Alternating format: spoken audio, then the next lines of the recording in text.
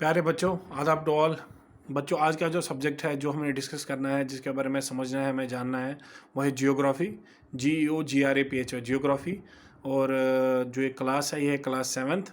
और चैप्टर का नंबर जो है वो है 8, चैप्टर नंबर 8 है ये नया चैप्टर है आज हम जो उठाया है। जो पिछला चैप्टर था वो कंप्लीट हो चुका है। आज की डेट है 25/6/2021। और आज हम नया चैप्टर उठाने जा रहे हैं जिसका नाम है human environment interaction the tropical and the sub tropical region. इस चैप्टर के बारे में आज हमें पढ़ना है।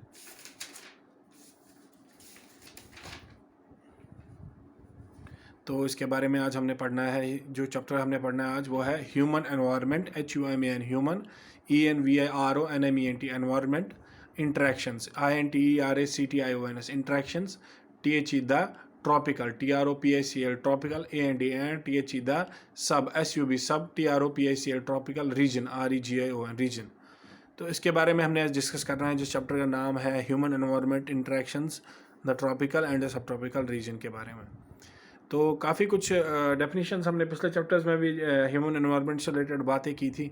काफ़ी ज़्यादा हमने डिस्कशंस किए थे, काफ़ी पॉइंट्स डिस्कस किए थे, काफ़ी क्वेश्चंस एंड आंसर्स हमने डिस्कस किए थे जिनके बारे में हमने समझा था। Fill in the blanks, match the column, और भी बहुत सारे क्वेश्चंस थे जो हमने किए थे, जिनके सवालों के हमने जवाब दिए थे। तो आज का जो ये चैप्टर है, ये नया चैप्टर है, इसके बारे में हमने समझना है। तो इसके बारे में यही है कि ह्यूमन एनवायरनमेंट यानी कि इंसान और उसका माहौल, जो आगे पीछे उसके माहौल है वो, और इंट्रैक्शंस क्या होती हैं, जो ट्रॉपिकल और सब ट्रॉपिकल रीजन है उनमें क्या क्या होता है, इसके बारे में हमने आज पढ़ना है। तो पहला पॉइंट ये कह रहा है, tributaries are small rivers that join the main river. हमने अक्सर देखा होगा कि बहुत सारे दरिया होते हैं, छोटे छोटे दरिया होते हैं जो कि पहले बहते हैं, अपनी जगह पे से बहते हैं, अलग अलग जगहों से आते हैं, अलग अलग डायरेक्शन से आते हैं, अलग अलग जगहों से आते हैं, और वो एक बड़ा रिवर बना देते हैं। तो वो मिलकर, वो बहुत सारे रिवर, जो छोटे छोटे रिवर्स होते हैं, छोटी छोटी दरिया होते हैं, वो आते हैं मिलकर, और वो छोटी छोटी नदियाँ होती हैं, वो मिलकर एक बड़ा रिवर बना देते हैं। तो उसी से रिलेटेड ये बात कर रहा है। तो उस जो जो छोटे छोटे रिवर्स होते हैं, उनको हम ट्रिब्यूटरीज कहते हैं, TRIBUTARIS ट्रिब्यूटरीज ट्राइब्यूटरीज कहते हैं उनको हमने। हाँ, कहते हैं हम TRIBUTARIS ट्राइब्यूटरीज उनको कहते हैं। वो छोटे छोटे दरिया होते हैं, छोटी छोटी नदियाँ होती हैं जो कि मिलकर एक बड़ा दरिया बनाती हैं। ये बहुत छोटे रिवर्स होते हैं जो कि जो कि सब मिलकर एक बड़ा दरिया बनाते हैं।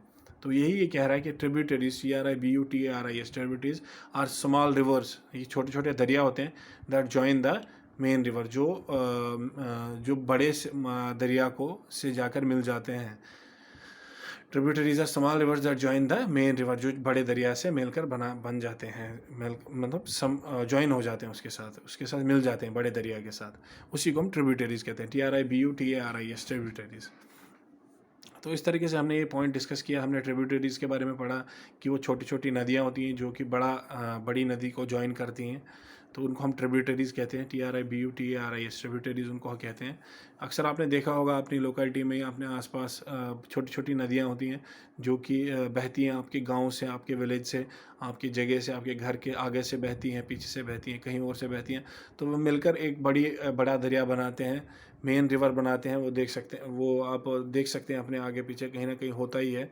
तो वो बड़ा एक दरिया बनाते हैं जो बड़े दरिया में मिल जाता है, वो पानी बड़े दरिया में मिल जाता है। वो ट्रिब्यूटरीज़ का, स्मॉल रिवर्स का पानी जो होता है बड़े दरिया में मिल जाता है। उसके बारे में आपने देखा होगा अक्सर अपने गाँव में, अपनी जगह पे जहाँ पर रह रहे हों।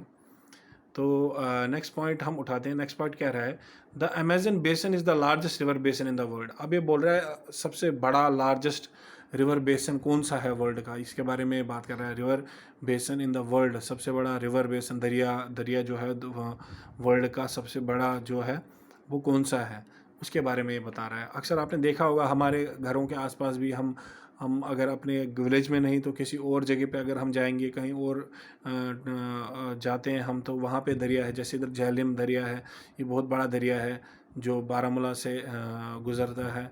तो बारामूला में अगर आप जाएंगे तो आप देख सकते हैं, हम ये बड़ा दरिया है, झेलम बड़ा दरिया है। काफ़ी छोटी छोटी नदियाँ आकर उसमें मिल जाती हैं, तो वो बड़ा दरिया बन जाता है, बड़ा दरिया जाता है जो आगे जाकर फिर ऊड़ी की तरफ जाता है, तो उसी तरफ उसकी डायरेक्शन है।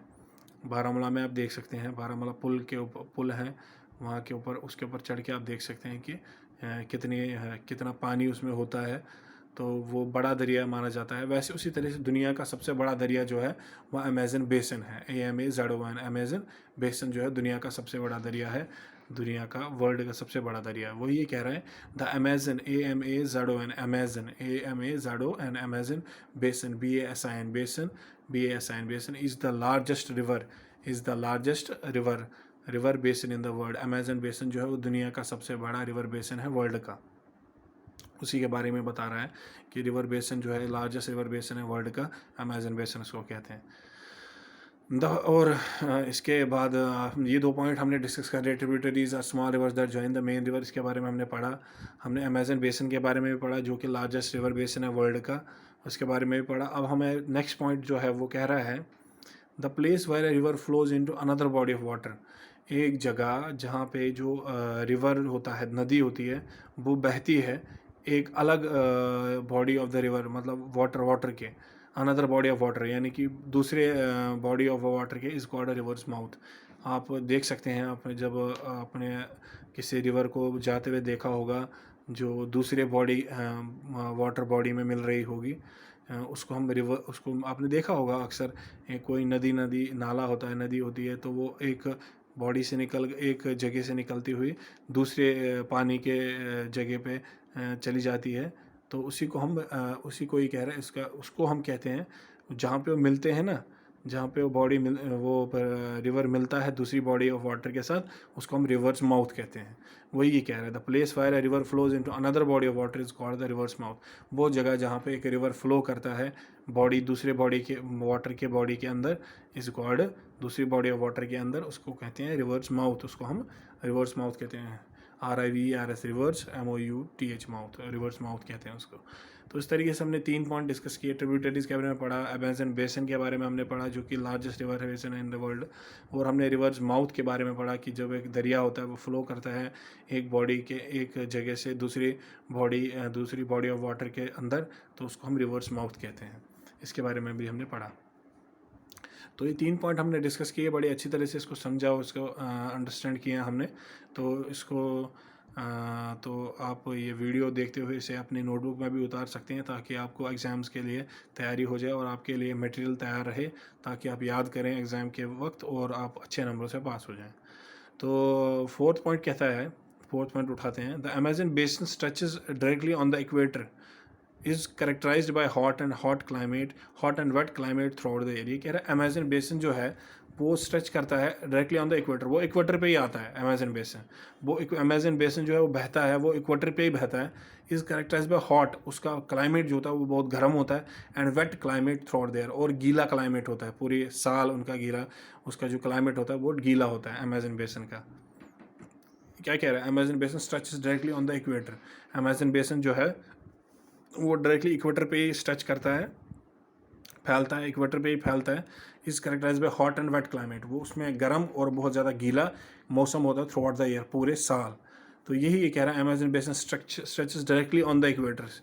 अमेज़न बेसिन जो है वो डायरेक्टली स्ट्रेच करता है इक्वेटर पे ही, और characterise by hot and wet climate, और उसमें गर्म और बहुत ज़्यादा गीला क्लाइमेट होता है, मौसम होता है थ्रू आउट द ईयर, पूरे साल। तो इसी के बारे में बता रहा है कि जो अमेज़न बेसिन है वो डायरेक्टली इक्वेटर पे ही फैलता है, और वो उसमें गर्म और बहुत ज़्यादा गीला क्लाइमेट होता है, मौसम होता है थ्रू आउट द ईयर, पूरे साल। तो उसी के बारे में बता रहा था कि अमेज़न बेसिन की खासियत क्या है, अमेज़न बेसिन में होता क्या, stretches directly on the equator and is characterised by hot and wet climate throughout the year, पूरे साल उसमें हाँ गर्म और गीला क्लाइमेट होता है। तो इससे हमने डिस्कस किया, हमने काफ़ी कुछ डिस्कस किया। हमने ट्रिब्यूटरीज के बारे में पढ़ा, जो स्मॉल रिवर्स होते हैं जो ज्वाइन करते हैं मेन रिवर को। हमने अमेज़न बेसिन के बारे में पढ़ा जो लार्जेस्ट रिवर बेसिन है वर्ल्ड का। और हमने एक पढ़ा कि जब एक रिवर, एक दरिया फ्लो करता है दूसरी बॉडी ऑफ वाटर में अंदर, दूसरे बॉडी ऑफ वाटर के अंदर वो समा जाता है, तो उसको हम रिवर्स माउथ कहते हैं। हमने ये भी पढ़ा कि अमेज़न बेसिन स्ट्रेच करता है directly on the equator and is characterised by hot and wet climate throughout the year. Amazon basin stretch करता है, फैलता है डायरेक्टली इक्वेटर पे ही, इसलिए उसके ऊपर उसका क्लाइमेट जो बहुत हॉट होता है और वेट क्लाइमेट होता है थ्रू आउट द ईयर, पूरे साल वेट क्लाइमेट, गीला क्लाइमेट होता है। तो इसी से रिलेटेड हमने कुछ पॉइंट्स आज डिस्कस किए, human environment interactions tropical and सब ट्रॉपिकल रीजन। आज के लिए इतना ही, नेक्स्ट लेक्चर में विल डिलीवर वेरी सून, तब तक के लिए थैंक यू।